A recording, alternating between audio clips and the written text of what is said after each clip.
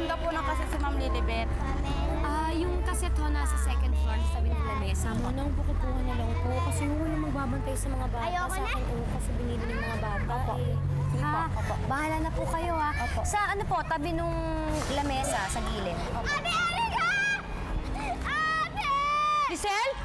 Ate Erika! Giselle!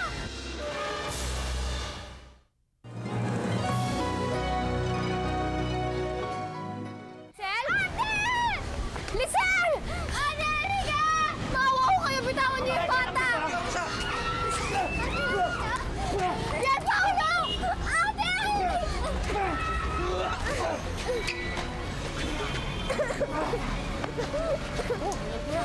Ano ha? Sige!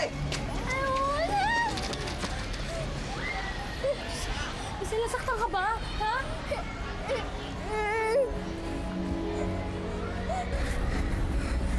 Okay ka lang?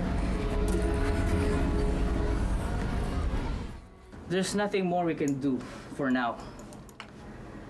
From the looks of it, mukhang matagal na siyang naging drug abuser. I think it's best kung ipasok niyo na siya sa rehab. Rehab? There are private rehabilitation centers na pwede niyong puntahan. If you want, I could refer you to some of them.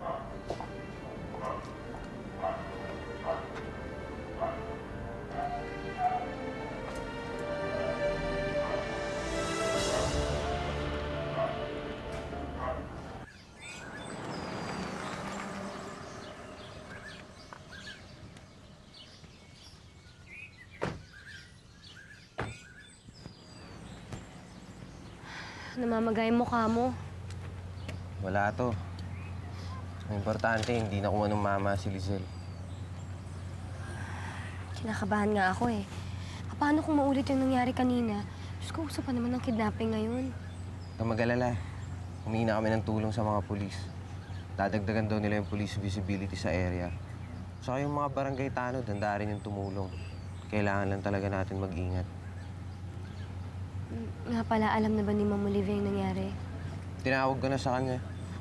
Pero sabi ko, huwag siya mag-alala. Tapos naman na yung problema eh. I don't want her to worry too much. Dami na rin kasi problema sa bahay. O paano? Dito na tayo sa inyo. Salamat ulit, Pier Paolo, ha? Kalimutan mo na yun. O paano? Pwede ba kita sunduin bukas? Plano ko rin kasi mag-volunteer work dun sa orphanage during my spare time eh.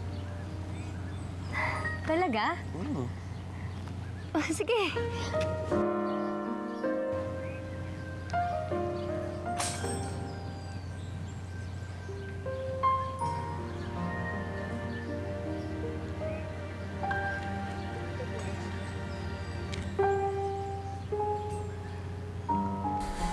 Ano na lang sasabihin ng press pag nalaman tungkol kay Donna? Pati ikaw, papahamak! Paano nang nilaunch mong anti-drug campaign? Isa kang drug crusader tapos ang anak mo, adik. Pagtatawan tayo ng kaibigan natin yan. Hindi mo ba naisip, Alejandro, na baka naman ikaw rin ang may kagagawan? Kaya naging isang drug user itong anak mo, itong si Donna?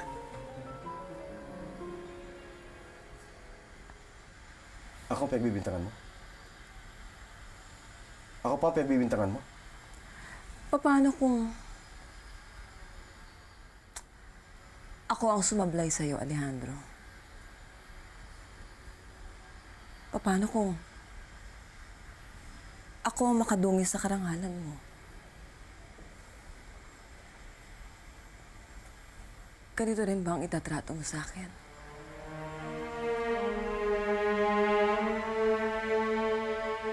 Julius? Julius, kain na.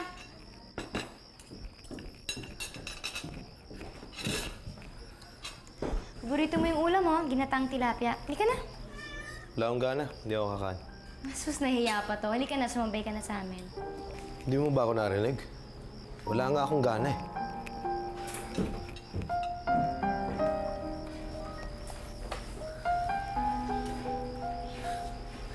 Yan.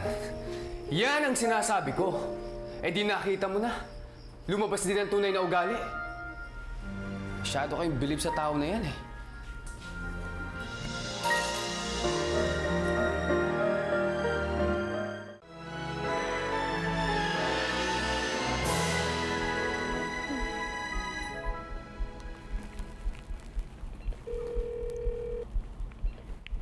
Basilio?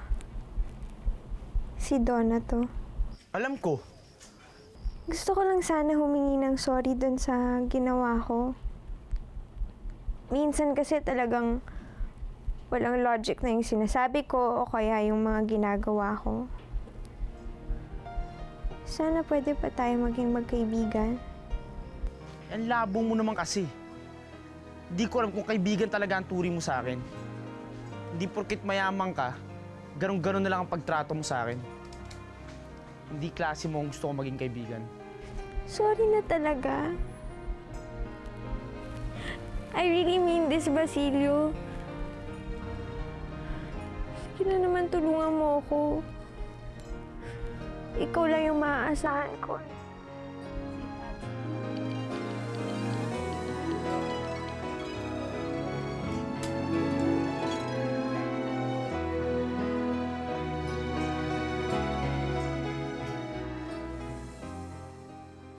Hello, yes, Adriana.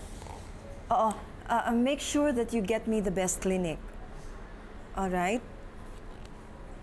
Oo. And, Adriana, make sure na confidential ito, ha? All right. Thank you. Sabi kasi ni Erica pumunta raw ako dito. Oo, kasi nga, meron akong gustong ipakilala sa'yo. Matagal na akong naghahanap ng mga NGOs working for street children. Naghahanap ako ng direktor para dito sa orphanage. Tamang-tama naman meron akong nahanap. Ay nako, Salve, sigurado ako magugulat ka sa nahanap ko. Tulungan si Olivia. Sinususpense mo pa ako Ninenervous tuloy ako niya. Alam mo, Salve, may feeling ako na mahulaan mo kung sino ito Kasi alam mo, dati siyang nakatira sa hacienda. Sino kaya yun? O, teka, ito na yata please come in, pasok.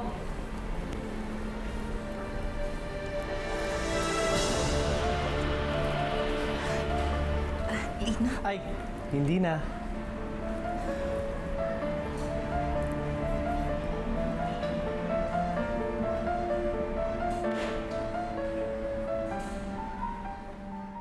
Julius!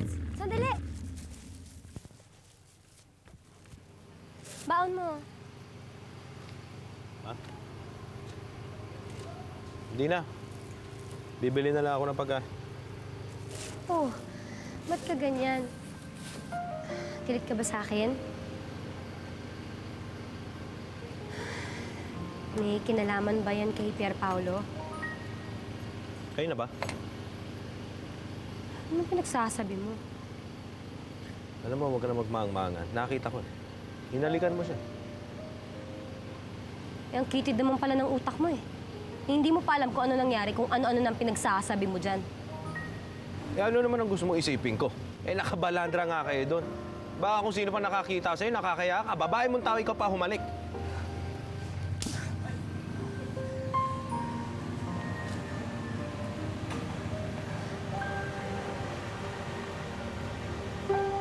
Dali lang.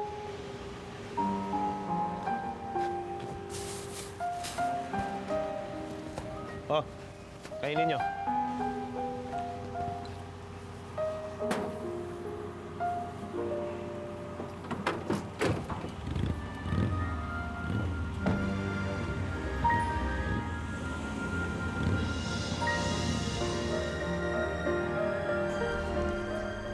Nag-aalala ako, Lino. Nakagustuhan talaga ng Panginoon Diyos na natuntun ka ni Olivia. Sinadya niya yon para lang iparamdam sa akin o ipaalala yung pagkakamaling nagawa ko. Pare nga. Pero hindi naman ako nandito para usigin ka Kahit hindi na ako pare, itatago ko pa rin ang lihim ng ikinumpisal mo. At habang nabubuhay ako, walang makakaalam dun sa lihim na yun. Ilang beses ko na rin binalak na sabihin sa mga bata. Pero tuwing sasabihin ko sa kanila, naiisip ko yung maaaring mangyari, natitigilan ako. Hanggang sa unti-unti na silang lumaki. Unti-unting nagkaroon na sila ng kanilang sariling buhay.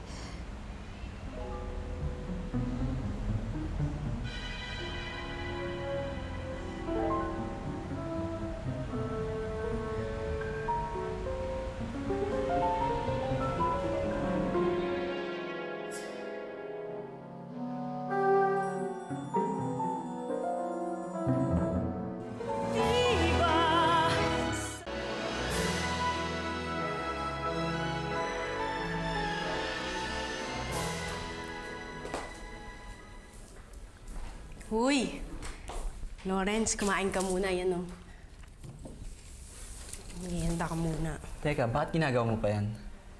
Balita ako, malapit ka na raw sumikat, ha? Ikaw talaga. Ano ka ba? Plano-plano pa lang yun. Bakit? Hindi pa ba sa'yo sinasabi ni Bunny? Ano sinasabi yung alin? Ano yun? Nagustuhan ng record studio ang demo tape mo. Pipirma ka na daw ng kontrata. Talaga? Pasensya ka na. Nabigla lang ako. Matutuwa si Chasalve nito. Si Erika. Ano ba? Saan niyo ba ako dadalhin? Sige, Badong! Tulungan mo naman ako. Baka naman nasaktan. Isa na niyan doon sasaktan doon ata si Don eh. Kaya mo sila, ginagawa lang ng trabaho nila. Ikaw ba naman yung bata eh, oh. Dahan-dahan naman, sir. Ilabas nyo na yan. Huwag ka nang makialam. Alejandro, ano ba nangyayari dito? Saan nila dadalhin si Donna? Sariha, hindi ba yun naman gusto mangyari? Tita, please, maawa naman kayo sa akin. Promise ko talaga magbabago na ako. Huwag niyo lang ako papuntahin doon, please. Ilabas nyo na yan. Hindi pwede, tita. Ingatan nyo. Soriano.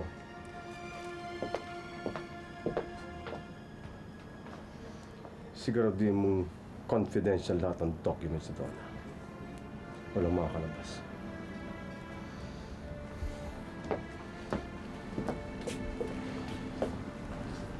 Sinunod ka na lahat ang gusto mo. Sana maging maligaya. Soriano, wala lalabas sa kwartong ito.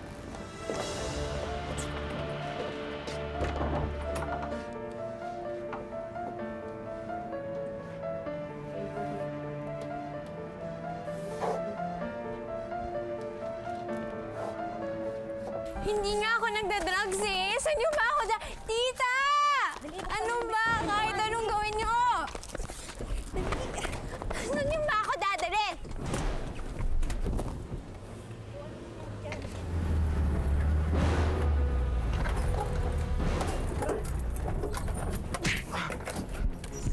Bilis, tara! Donna, tara. Dali! Bilis!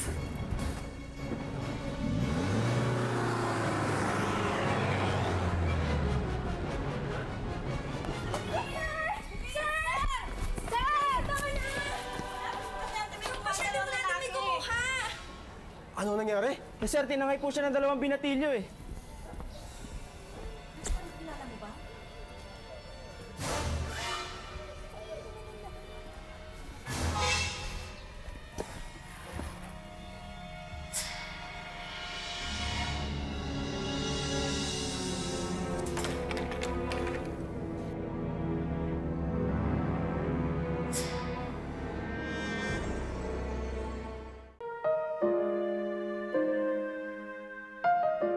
Ito, Emily.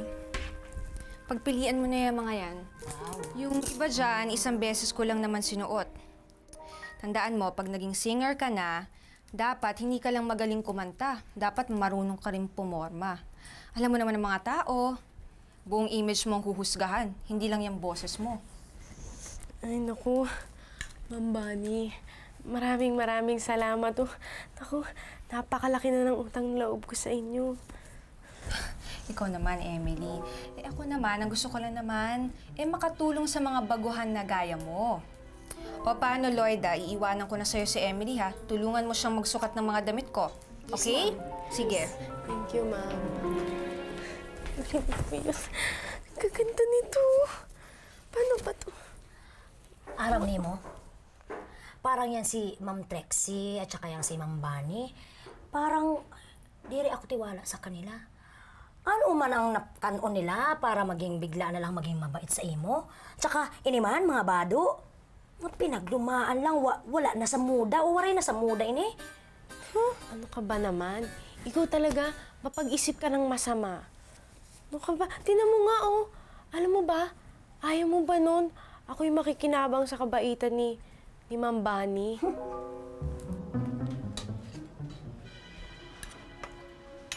Kain ka lang ng kain, ha? Maraming salamat, Basilio, ah. Akala ko hindi mo na ako tutulungan, eh. Text mo ba naman ako minuto? Tsaka, syempre ayoko narinig na umiiyak ka. Parang ako na rin yung nahihirapan. Mang Sandro. Kaibigan ko si Donna. Dito muna siya makikita na sa atin. Magandang hapon po.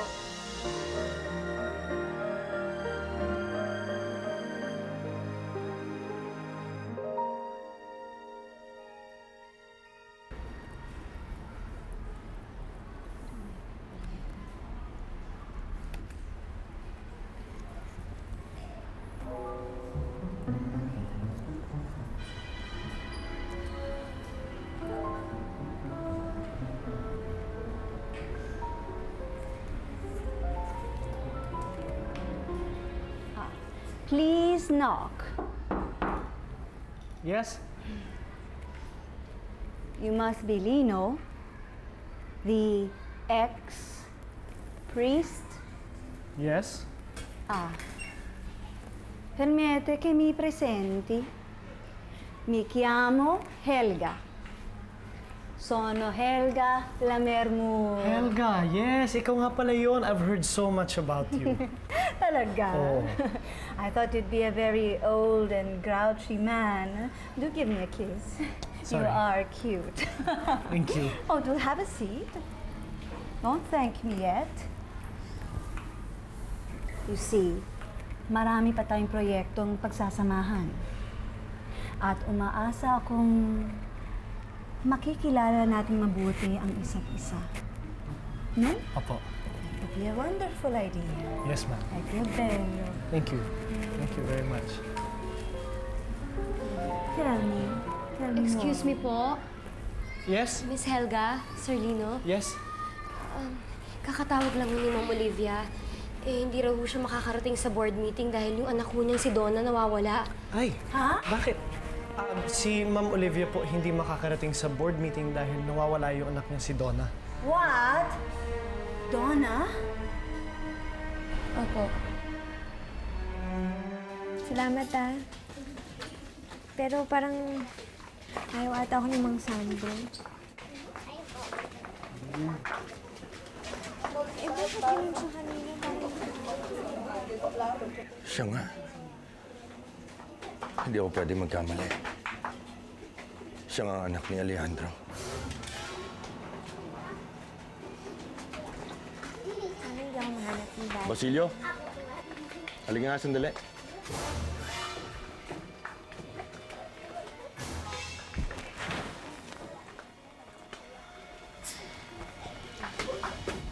Pauwi mo na yung babaeng yan. Hindi siya pwede mamalagi dito. Bakit? Anong problema? Hindi mo alam ang gulong pinapasok mo. Siguradong pinapahanap na siya ng mga magulang niya sa pulis. Hindi nila mahanap si Donna dito. Hindi nila alam na dito siya nakatira. Basilio, makinig ka sa akin. Yung ayaw mo siyang patirahin dito. Lalayas na lang kami. Basilio.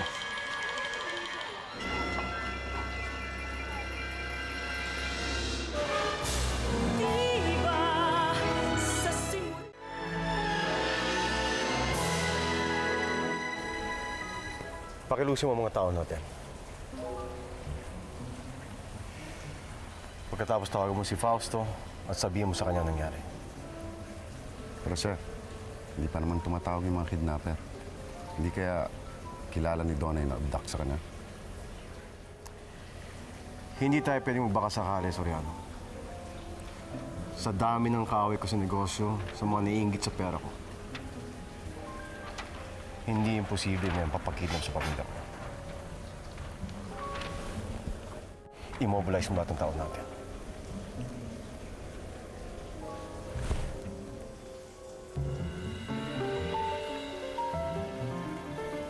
Alejandro.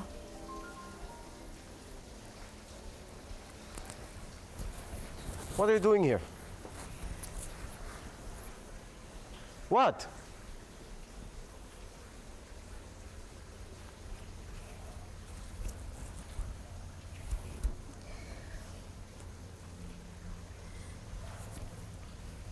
Alejandro.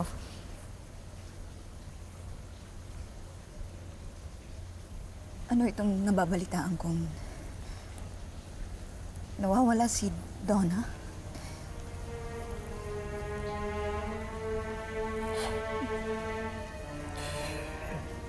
Drop the act. Hindi bagay sa yung concern kay Donna.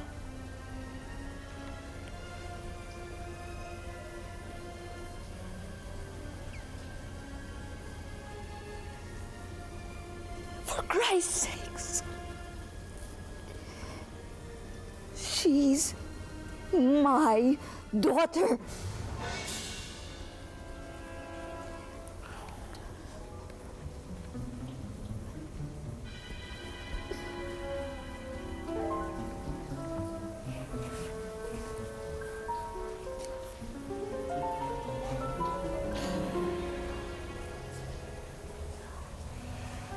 For a moment there, muntik na ako maniwala sa'yo. But then again, for somebody who's so concerned about her daughter, talo mo pang pupunta sa Santa Cruz sa ayos mo. You are a big joke. Freak.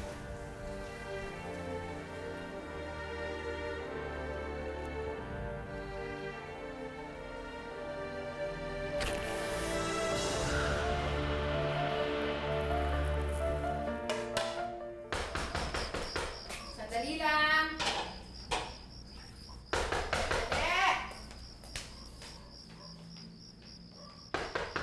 Ano ba to? Sandali! Nanding? Salve.